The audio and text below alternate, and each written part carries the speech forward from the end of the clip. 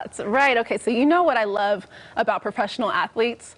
They're usually so much more than an athlete, right? Yeah. They're multi-talented, they're multi-dimensional, and doing so much for their communities. And Darren Waller, star tight end of our Las Vegas Raiders, is one of those athletes. I caught up with him to see what he's up to off season, off the field, and in the booth. Hot mic today, watch your mouth. Hot mic today, watch your mouth. Hey Darren, welcome to Las Vegas Now. Hi, how are you doing? Good, good. This is your Las Vegas Now debut. Time to have some fun, let loose. It's the off season. Yeah. What does a day in the life of Darren Waller look like?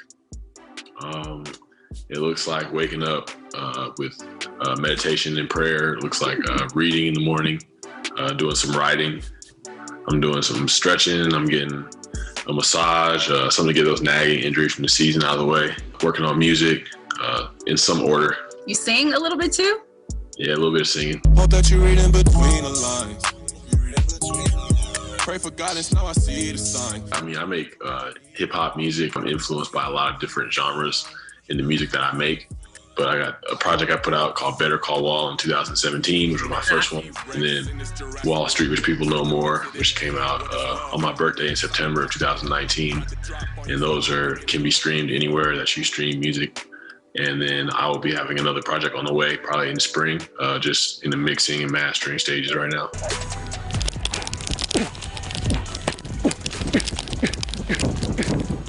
And then adding to the list of talents and hobbies, you are also now a podcast host, yes? Yes, I'm. You're trying to take my job. No, I'm not taking your job. We're just winging it. But yeah, it's me. It was my middle coach Donnie Starkin's idea. Shout out to Donnie, and we just kind of roll with it. We rise.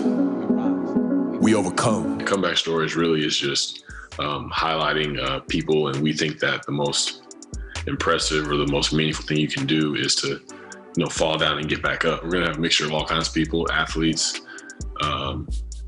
yoga instructors, motivational speakers, businessmen, businesswomen. So we're doing it for all walks of life, just so people out there know that whatever they're doing, that they can draw some similarities from the people that we're talking to. Is the first episode your story, your comeback story? It could be. I would just say stay tuned. Go to the link in my bio on Instagram, check out comebackstories.com, and you'll have everything you need to know from there. Can you just give a little bit of an introduction? Not the whole story, because I want people to tune in and, catch up on you, but just give people an idea.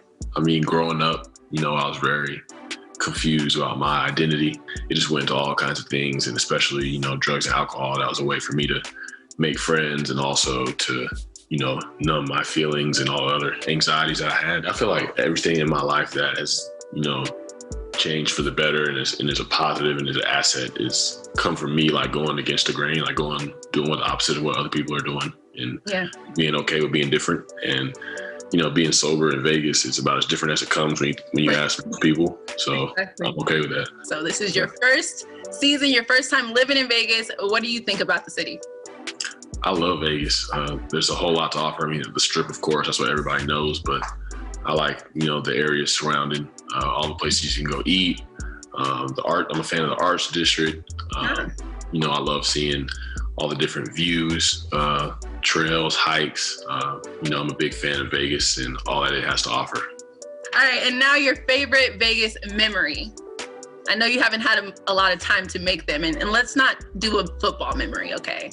I would say having my family in for Christmas. Got to show them how somebody building a community that I want to be in.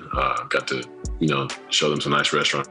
Got to see Red Rock.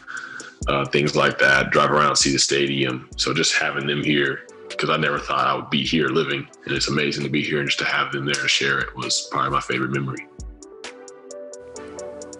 Oh man, it's the Christmas outfits for me. It's so I cute. love that. I Such a really great like family. his story. So I feel like I want to know more. Absolutely, and it's just one of those stories. I've heard it a few times from him, and it just never gets old. It moves me every time, and it's obviously still being written. He's still so young and has a lot more good to do in the world. So keep up with Darren on social media. Comeback Stories, the podcast drops next week, so stay tuned for that. And we're also talking about his foundation. Yes. Apparently, Kendall Tenney, our co-host, he's on the board for that foundation. foundation. I know, small world, right?